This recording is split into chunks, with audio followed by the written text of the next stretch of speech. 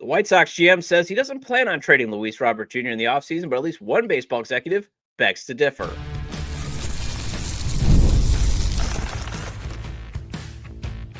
You are Locked On White Sox, your daily Chicago White Sox podcast. Part of the Locked On Podcast Network, your team every day. Hello, I'm Todd Welter. Welcome to Locked On White Sox, part of the Locked On Podcast Network, now the #1 sports podcast network. I'm a lifelong Sox fan and been podcasting here for over a year and a half and covering the team well before then. And also I've covered Major League Baseball for outlets such as the Associated Press. Well, I'm going to address some reasons to still be grateful to be a White Sox fan, even though it seems hard on this Thanksgiving Day, after I talk about how great it is to see Dylan Cease get paid, but sad that it didn't happen in Chicago. But first, let's address ESPN's Jesse Rodgers pulling 16 baseball executives, and one of them thinking Luis Robert Jr. will be one of the top trade candidates, and I got some ideas as to why. Today's episode is brought to you by FanDuel. Right now, new customers can bet just $5, and if your bet wins, you'll get $300 in bonus bets to use across the app. Download the app today. All right, I know I'm talking about Luis Robert Jr. again, but people, I talk White Sox baseball at a minimum 5 days a week for at least a half hour a day. So when Nuggets like at least one baseball executive thinking Luis Robert Jr. will be one of the top trade targets in the offseason, not named Tarik Skubal, it makes you wonder if there's actually a market for Luis Robert Jr. Maybe I was wrong. Maybe that white whale of a trade package that GM Chris Getz is trying to get still exists. Although I don't think it's going to exist because, again, he's asking for like 2 top 5 prospects. He's been asking for, basically the 2023 version of Luis Robert Jr. that just no longer exists. And again, why are we talking about the potential of trading Luis Robert Jr.? Well, remember, he's represented by Scott Boras.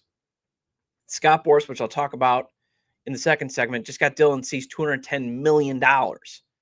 So if Luis Robert Jr. does have a bounce back season like everybody's hoping for, even me, I'm hoping for it. I'm hoping for 2023, Luis Robert Jr. shows up, because that would be great for the franchise. I just don't think it's going to happen because I've been watching him play baseball, obviously, the last 2 seasons, and it just doesn't seem he's there anymore, that version of him.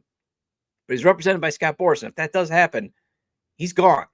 So you got to try to get something for him at least now, especially if he gets injured, like what happened to Yohan Moncada in 2024, then you're just paying him to go away.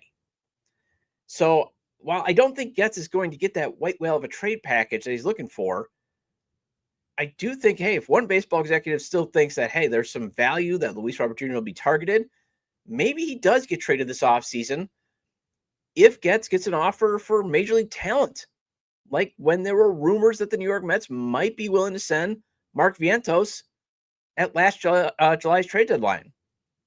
What if there is a younger player who just hasn't been given the runway, the highly regarded, though, former prospect maybe? What if that player's out there like the Mets? And I'm just giving this for the simulation of, because Jesse Rodgers' executive did not provide a reason, or at least Jesse Rodgers didn't write it up. So what if that's out there, though? Because, Chris Getz has been collecting those guys. And we just traded for Everson Pereira, Curtis Mead in the July trade deadline with Adrian Hauser, Miguel Vargas. So what if a team's willing to dangle that? Might that actually motivate Chris Getz to trade Luis Robert Jr. in the offseason if there is that offer? And it could be because, one of the reasons why the trade market could still materialize for LRJ is once Cody Bellinger and Harrison Bader make their free agent decisions, there isn't much in terms of center field upgrades available on the free agent market. I mean, a team could roll the dice on J.J. Bleday, Cedric Mullins, maybe a bounce back, but, and everybody thinks I'm still hammering Luis Robert Jr. I'm hammering more of the process. And yes, I do think it's time to move on, but I'm not like, oh my gosh, I can't believe that they're taking another run at seeing if Luis Robert Jr. has trade value. I get why they're doing it, and I've done shows on that. I've even advocated extend him then. But obviously that won't. But when you look at the market for center fields and at least getting guys that could potentially upgrade with Luis Robert Jr.'s talent, there's not much out there except for Byron Buxton. But if he decides not to waive his no trade clause, then Luis Robert Jr. might be one of the few center fielders available on the trade market a contender could acquire that still could provide a potential upgrade of what they're looking for. Because I'm not seeing a team trying to acquire Jarren Duran to play center field every day. He's more of a corner outfielder. He can play a little bit of center field, but again, he's not going to be like somebody that is going to really make your defense great, at least in center field. And again, you want a center fielder who can catch everything, which Luis Robert Jr. can do. But when you look at the trade market that has been screaming back, and why we know this is the one thing that I give Chris Getz credit for is he's been very open about kind of what the trade market has been. It's been basically at a rental price, not a guy with 2 years of club control. It's more, again, we can't trust him to stay healthy. We're not really certain that we're going to pay him $20 million in 2027 on his option. And he is going to come $5 million more expensive than what he was at the trade deadline in July. But if you're a team like the Mets, with a glut of young infielders like Mark Vientos, Ronnie Mauricio, I know I probably butchered his name there, or Luciangel Acuna. Acuna, maybe that might entice Chris Getz to come off his high asking price of prospects, because that's still young talent that needs a runway. And Getz has been going after those guys. He's been trying to find, that's how he's been trying to find high upside players, because he doesn't have the financial resources to go and sign a guy like Cody Bellinger. But I doubt Getz is going to be maybe using Luis Robert Jr. as that trip, because he's usually been using that pitching talent, kind of the fringe, good, decent pitching talent to get those guys, and rightfully so. He's leveraged Adrian Hauser, Eric Fetty, Yoendrys Gomez, and Steven Wilson to get guys like Miguel Vargas and Curtis Mead, and now Everson Pereira. But the thing is, if Mark Vientos is out there and, the Mets are willing to take him on, even at, say the White Sox covering $5 million of Luis Robert Jr.'s, contract, I think you got to entertain it. And I do think, though, the White Sox would probably have to tap into large market teams like the Mets or the Dodgers. And I don't know if the Dodgers have, Andy Paez would be the guy coming back, but I don't think they want to give him up in the corner. But you'd have to probably go to a big market team like that who could actually, and they need outfield help that could actually absorb and be fine taking on at least all the money or most of the money. They're banking on then a change of scenery would get the best version of LRJ to make that type of deal happen, because I doubt teams like the Royals, the Pirates, the Guardians, or the Reds give up that type of talent, given the cost of Luis Robert Jr.'s now $20 million contract. And again, Getz didn't want to eat money last offseason to pull off a trade with the Reds. And I'm not sure he's going to do it now. Maybe $5 million, but I don't see him covering 10 or 15 million that probably these smaller market teams are going to want him to cover. But I'm sort of hoping that that random baseball executive, as ESPN Jesse Rodgers granted anonymity, was Mets team president David Stern, as I wouldn't be opposed to Vientos or Mauricio. Vientos' defense, it's terrible at third base. But he was given some innings at first, and his defensive metrics, they were very similar to Miguel Vargas's when he was with the Dodgers and he got some run at first base. So maybe you move him to first. And, I think the Sox might have to eat some money, but you get him to play first and see if his power returns that he produced in 2024. Because he hit 27 in 2024, only hit 17. But that still would be an upgrade for the White Sox. And he also had a .413 slugging percentage. Mauricio is another player who hasn't gotten much of a runway, but he's got power potential. And again, I'm fine with Luis Robert Jr. coming back next season, even though I don't like the process of why he's coming back. But at the same time, if there's a chance to get a guy like Mark Vientos, for example, in return for Luis Robert Jr., a younger player, a cheaper player, I would take it. Well, the hope was trading Dylan Cease to the Padres would help the White Sox in the long run, which has failed to materialize just yet. But Cease just got paid in free agency by signing with the Toronto Blue Jays. I want to discuss why it's nice to see Cy Cease get paid, but also sad that it wasn't with the White Sox. And that's after the break. The NBA is back, and there's no better place to get on the action than FanDuel, the official sports betting partner of the NBA. Even if you miss the start of the game or want to ride the hot hand, FanDuel has live bets on everything from who will score next to fourth quarter comebacks. Plus, you can even combine your live bets into a same-game parlay for a shot at a bigger payout. And it keeps every game exciting, especially when your team's making that late push. And I'm always telling you about how fun it is to play FanDuel's traditional money lines, over-unders, and spreads. But if you want to win some big-time money, or at least double or triple your cash, play FanDuel's props, parlays, or futures. Think the Bulls can ride this good start to an unexpected 50-plus win season? Well, that's at plus 490 the last time I checked, so you could possibly turn as little as $10 into $49 if that does happen. But say you're more realistic and you think the Bulls will do what they normally do, and that is have over 40 wins and make the play-in game. Well, you can combine that into a parlay to increase the potential of a better payout if that does happen. Right now, FanDuel is giving new customers $300 in bonus bets when your first $5 bet wins. So head to FanDuel.com to sign up and play your game with FanDuel, the official sports betting partner of the NBA.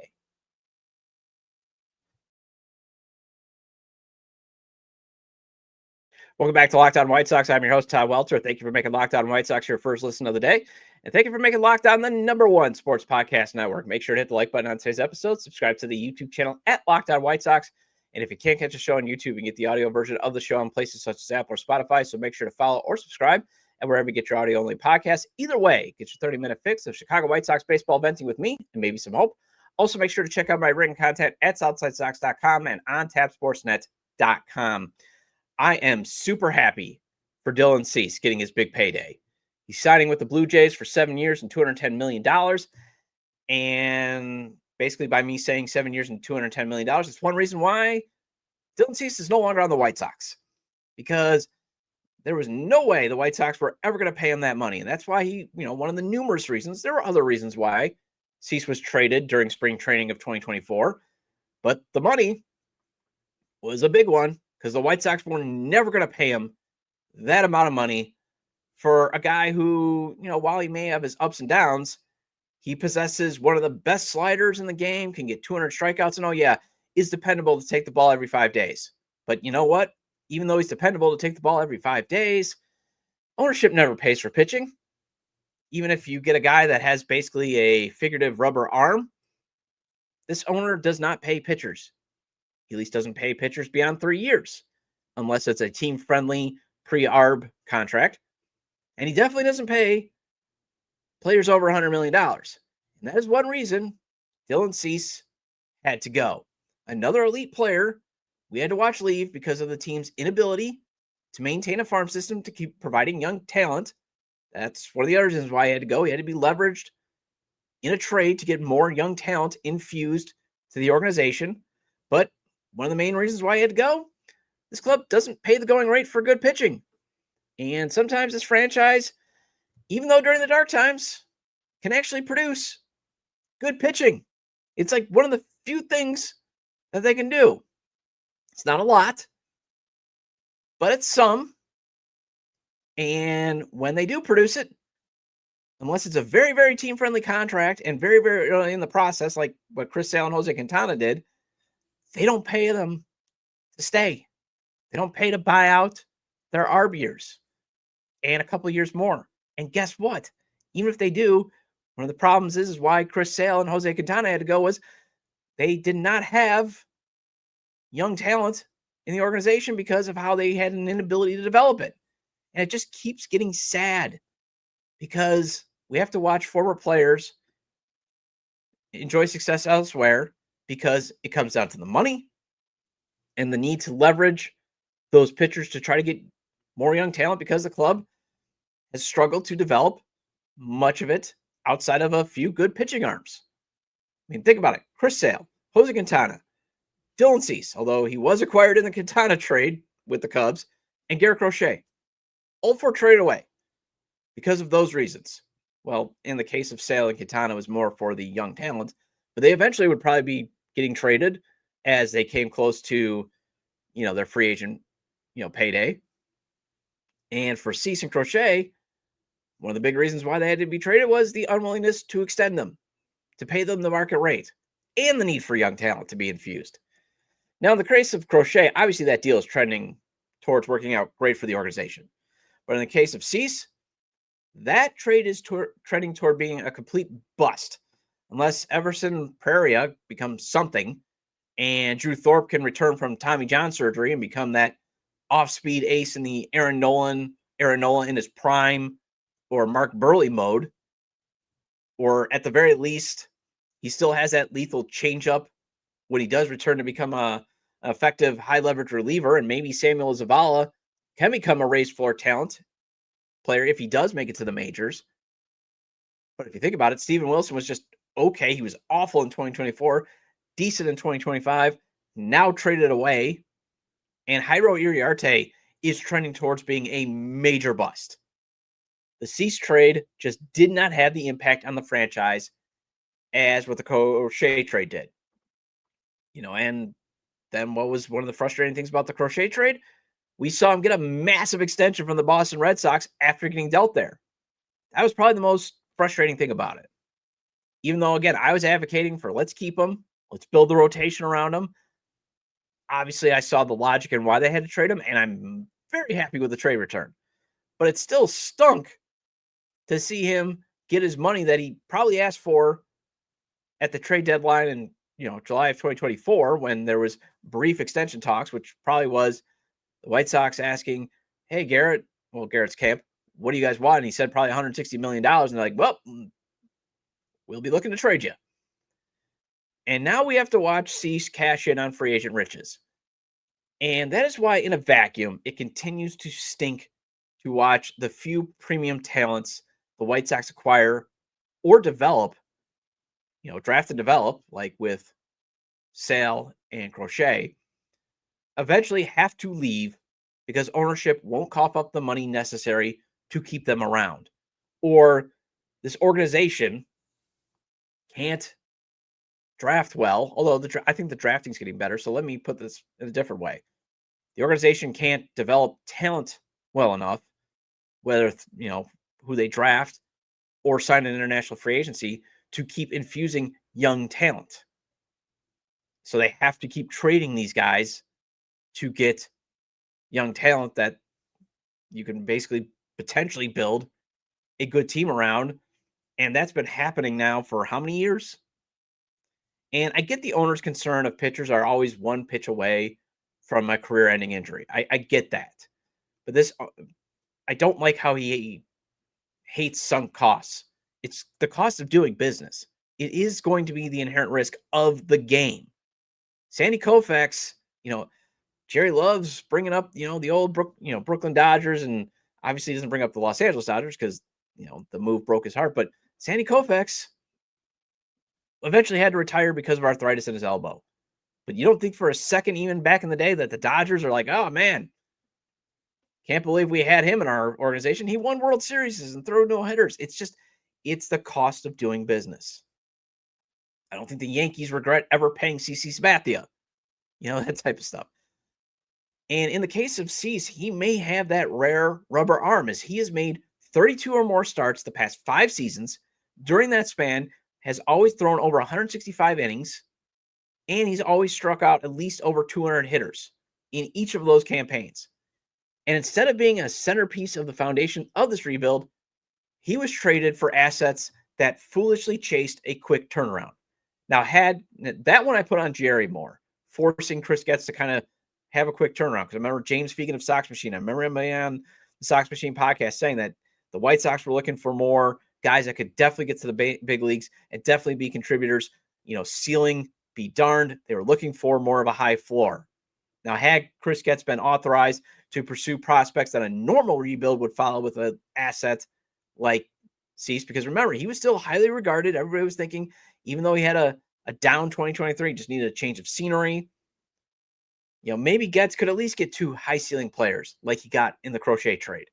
Instead, he had to go with 3 prospects who had raised floors, but not very high ceilings. It was nowhere close to leveraging a trade asset like Crochet, where the White Sox got 2 high floor prospects in Brandon Montgomery and Kyle Teal, i.e. 2 major foundational pieces to build the next competitive team around. Then with Chase Meidroth and Wickleman Gonzalez to be that supporting cast players. Basically, they got supporting cast players, and they might not even have that right now. Well, let's not be sad on Thanksgiving. There are still things to be thankful for when it comes to being a White Sox fan, and I'll discuss that after the break. The NFL season is in full swing, and honestly, there's nothing better than being in the stadium surrounded by fans cheering on your team. But let's be honest, getting tickets, that can be a hassle between queues, login screens, and prices jumping at checkout. It's frustrating. That's why I use Game Time, the app that gives the advantage back to fans. Game Time is fast, easy, and backed by the Game Time guarantee. You'll always get 100% authentic tickets delivered on time and at the best price. Plus, all fees are included, so the price you see is the price you pay.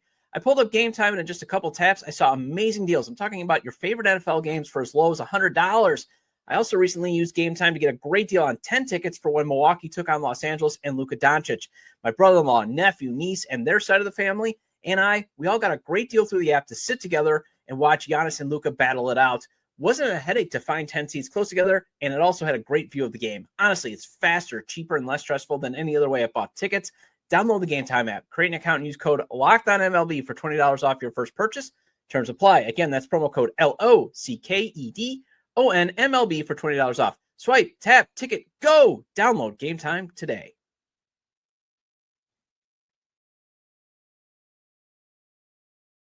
Welcome back to Locked On White Sox. I'm your host, Todd Welter. Shout out to all the everydayers. I appreciate your loyalty. Please hit the like button on today's episode. Also, something huge will be debuting shortly on Locked On. Still waiting for more details from the powers that be, but we will be rolling out the Everydayers Club in the near future. So be on the lookout for details regarding what is involved in that. Just the small things I can remember, that they're still ironing out, but there's going to be like a Discord chat so you can chat with all your fellow White Sox fans. I'll be in there too. I believe, I don't know what the price and what the subscription will be, but you can get like an ad-free audio-only podcast. A lot of other neat things that they're going to be coming out with, like daily newsletters, that type of stuff. Again, they're still ironing out the details. I'm still waiting for the final like approval, but I know I've been told start at least teasing it. So be on the lookout for the Everydayers Club, and then once it rolls out, I hope you Everydayers join it. Well, even when it seems hard, there are still some things to feel thankful for when it comes to being a White Sox fan. And yes, I'm going to go with things to be thankful for because it's Thanksgiving and I don't always want to be doom and gloom, that type of stuff. And it does feel like it can be a curse to be a White Sox fan. But at the same point, I still find things to be thankful for, knowing that, hey, at least I'm a White Sox fan. I've always felt like it's one thing that makes me unique as a person.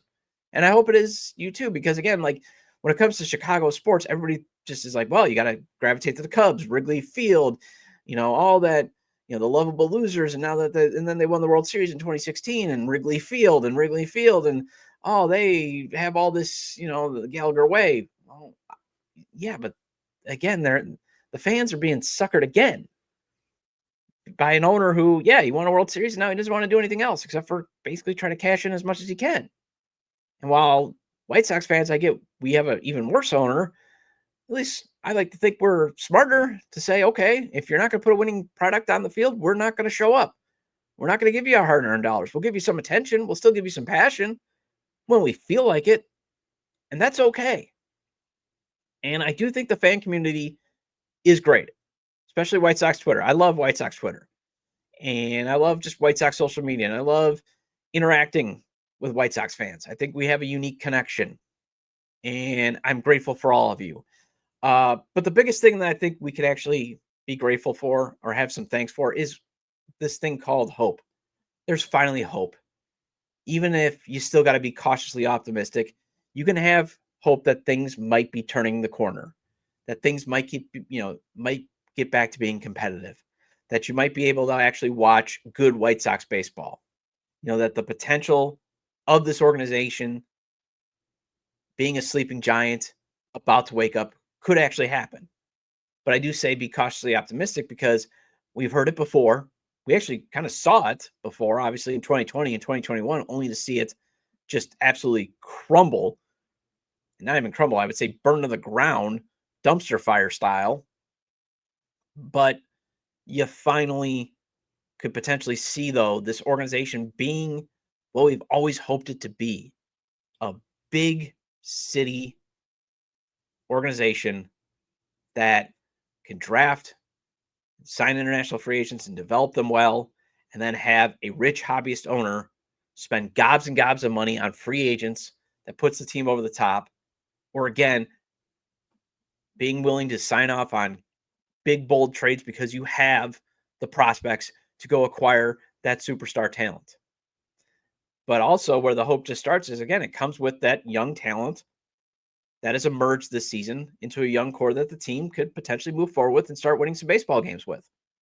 You get excited, at least I get excited about the potential of Colson Montgomery, Kyle Teal, Edgar Caro, Chase Mydross, Shane Smith, Davis Martin, Mike Vasil, and Grant Taylor. I think you can be somewhat optimistic with Jordan Leisure, with how he finished strong to the 2025 season out of the bullpen.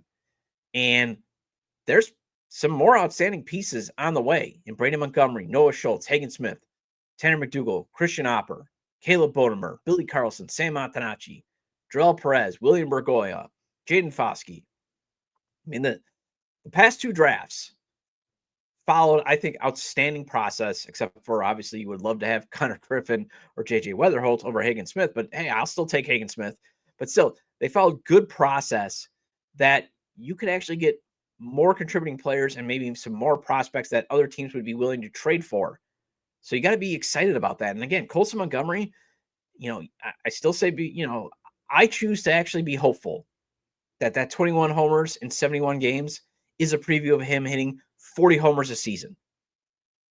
I'm very hopeful that Kyle Teal and Edgar Caro will combine into be one of the best catching duos that we've ever seen as teams embrace using catchers, two catchers more and more because of the physical taxing of the position and the fact that Kyle Teal has some athleticism. You can maybe play him out in left and you have the DH spot.